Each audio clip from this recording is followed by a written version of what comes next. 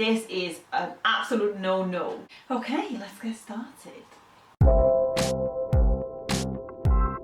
Hi guys, this is Miss Doctor, and in this video I'm going to tell you about a few money mistakes that most people have. I have some of these as well, or I used to have, and then I made a conscious effort to get rid of these mistakes, get rid of these bad habits, and just replace them with good habits. Realizing our mistakes is just as important as creating new habits, obviously, because you need to make room for the better ways of doing things. Unfortunately, most of us were coming from family backgrounds where we didn't learn the best money processes, the best money handling techniques, and because of that we have these habits that we just need to point out, get rid of, and replace it with some good stuff. So yeah, let's dive in, but you know what to do. Before we do that, just make sure you subscribe and also give me a thumbs up as well, because I'm doing these videos not just to help myself but also to help others as well. So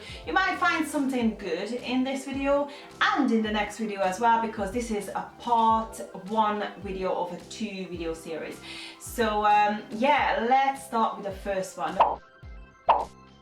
You need to have a written plan. I mean, it's not even just enough to have a plan and approximately know how much you're going to spend on gas this month, or electricity, water, rent. I mean, most of these things are kind of set, apart from like obviously top up or pay as you go meters and things like that. But you need to know the rest of the spendings as well. How much do you spend on clothing? How much do you spend on, I don't know, house maintenance? How much do you spend on entertainment? You need to know these figures, otherwise you're just not gonna know really what's going on with your finances. And the best way to do that is actually write it down. Once you have a written plan, and it really needs to be written, actual breakdown of what you're going to do, unless you do that, you're not really going to go further when going to develop with your finances. As you go along and then you review this plan once in a while, well, often is better than less often, obviously. You might find that the actual plan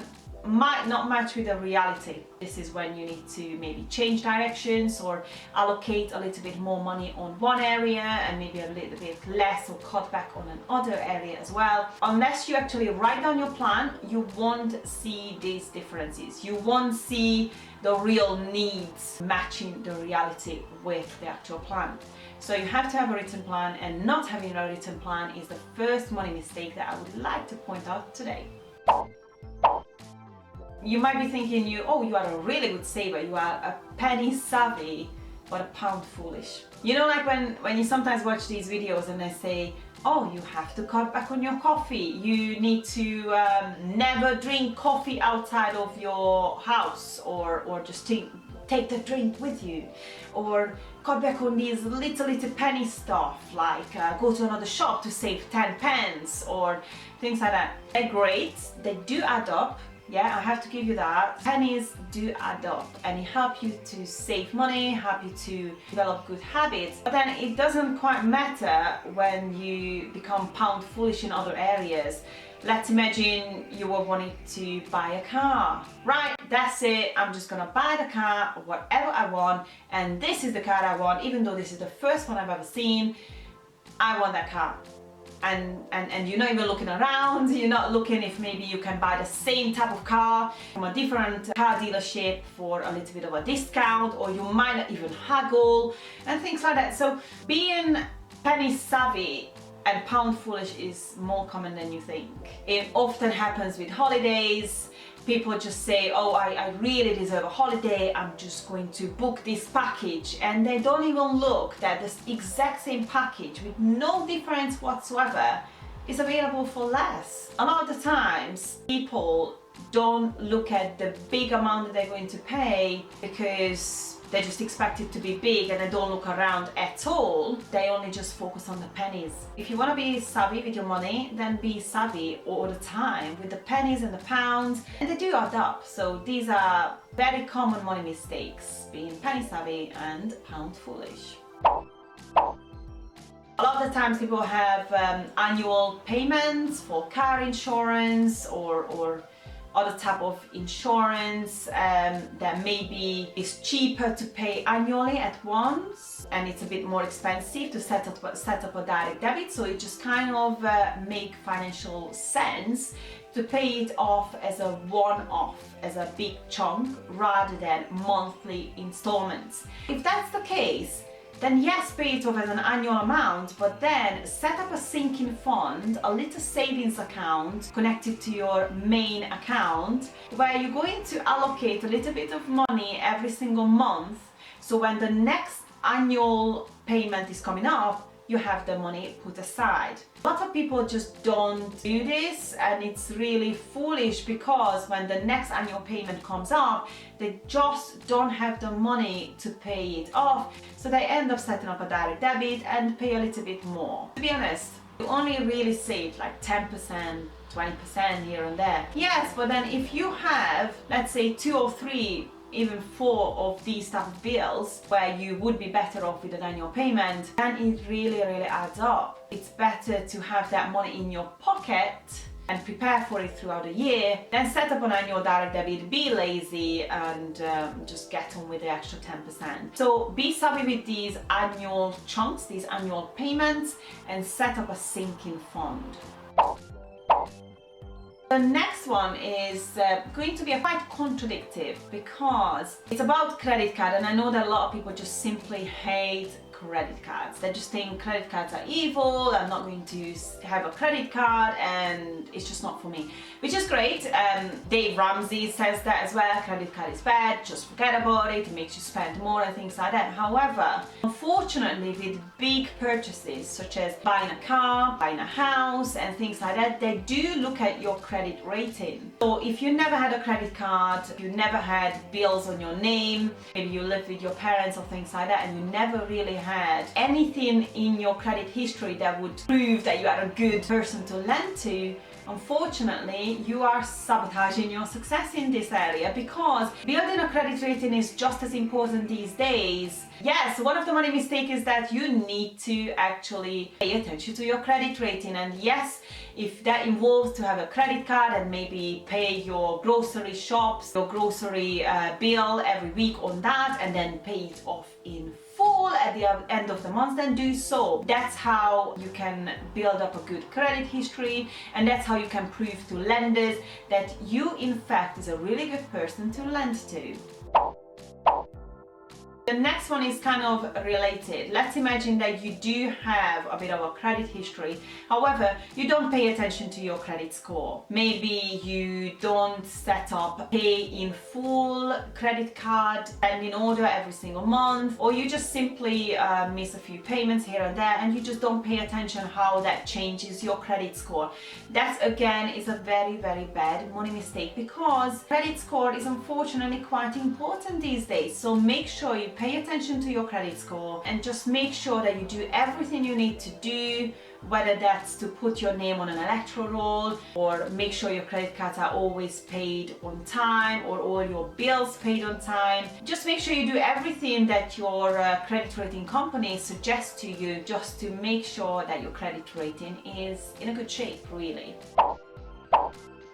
Some people spend when they feel sad, some people spend when they feel happy. It's just different emotions, different spending habits. People do spend for emotional instability. And it's always useful to ask yourself, do I actually need this thing, or do I try and feel some kind of emotional lack, emotional gap with this item or experience? Because if that's what you need, then you need to dig a little bit deeper and ask yourself, what is it really that you need? Because even though you're going to numb the emotional pain, in the long run it's not going to work. Eventually you need to face your pain, you need to work through that and emotionally get stable. Always ask yourself, why do I buy this thing? Is it something to feel an emotional pain? Then address that even if you need to speak to a therapist, even if you need to just speak to anybody, your friends, or write a diary or something like that. Just make sure that you don't spend just to feel something that you eventually won't be able to feel with spending. So your salary comes in, you pay your bills, you go out, you couldn't even wait for the salary to come in, you already bid on something on eBay or Amazon or whatever, and then you just tell the seller, oh, I'm going to pay when I get paid. You already spend your money before it gets there, and at the end of the month, if anything left, then you are going to save as well. This is an absolute no-no. You might have heard the expression of paying yourself first. So the opposite of this money mistake is to actually automate your savings. So as your salary arrives onto your account, you immediately automated your savings. You're paying yourself, you're paying your saving to yourself, and it immediately goes to your savings account. So that way, the only money that you can actually spend on your bills, on entertainment, on rewarding yourself for your hard work is the money that's left on your account. Automating your savings is one of the hacks that you can use to handle this money mistake. If you have an extremely high paying job, it's great, but there is also other things that you can do even then. Obviously, if you have a lower paying job, I hope you would consider to have like a side hustle or other different ways that could make your money work for you as well. So a lot of people, I mention top cashback sites and other cashback sites a lot on this channel, and there is a reason for it. There are certain spendings that we all have to do. Let's say I want to switch suppliers. You can go through a cashback site and switch suppliers that way, so you can even get a little bit of money back for that. Or for example, if you go online and you need to buy something online, again, go through the cashback site and you get a little bit of money for that back as well. So that's one way to earn some extra money without really doing a lot of work. All you have to do is just an extra one step before you go to the actual retailer website where you want to spend. You go to top cashback, you search for the name of that retailer, and then it will take you to their website, and then you do your regular spending. Another way to, for example, have another extra income, and again, I'm not going to get into this so much because I have videos about this, you know, earning extra income different ways. But for example, investment. You earn your money from your salary. That's one way of earning money. But then how about taking your savings to earn dividends for you? So that's another income that comes in. Look into different sources of income and don't just rely on one, because that is a huge money mistake.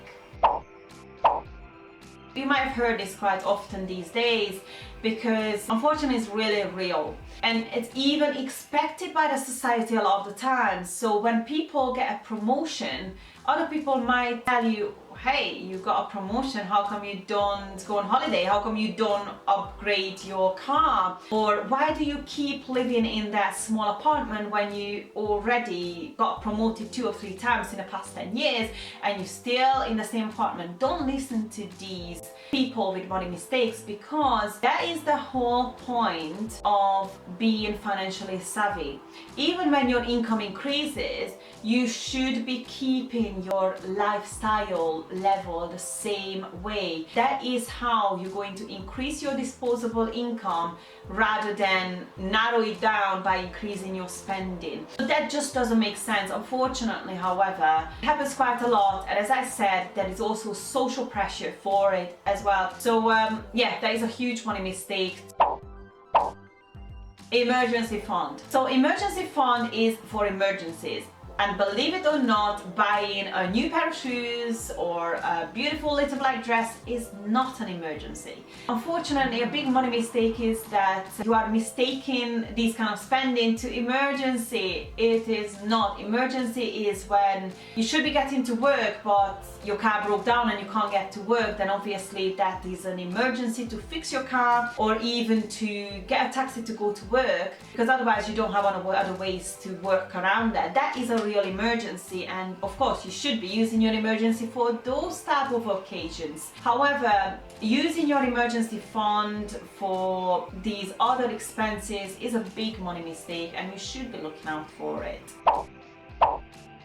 The last one, and I would like to finish with this one, and again, just to remind you, there is another video, a part 2 of these money mistakes, which I'm going to link below in the description, and make sure you watch it as well, because it's quite a good reminder. So the last money mistake that I would like to tell you about is no fun money. So it's like when you are so extremely aggressive with your savings, you want to save every single penny and you kind of forget to live. Someone once told me when I was like, oh yeah, I'm going to save all my money and at the age of 50 I'm going to retire and enjoy all the money that I saved, and the person is like, so what if you get hit by a bus at the age of 49? And it kind of just like hit me like, oh yeah, so it might be just worth to get to that financial freedom and stability a little bit later age, but then actually enjoying life and spending money on things that matters, spending time with my family, or just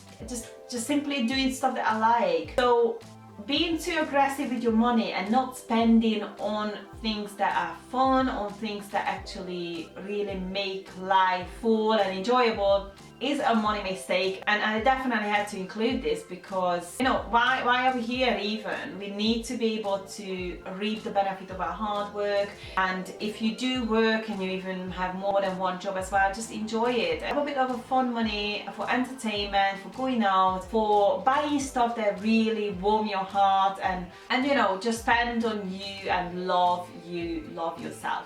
So I think on that note, it's a really great way to finish this video, and I hope you liked these little list that I put together for you. And if you did, please make sure you subscribe again and give me a thumbs up and comment below. Let me know what you think. See you next time. Bye.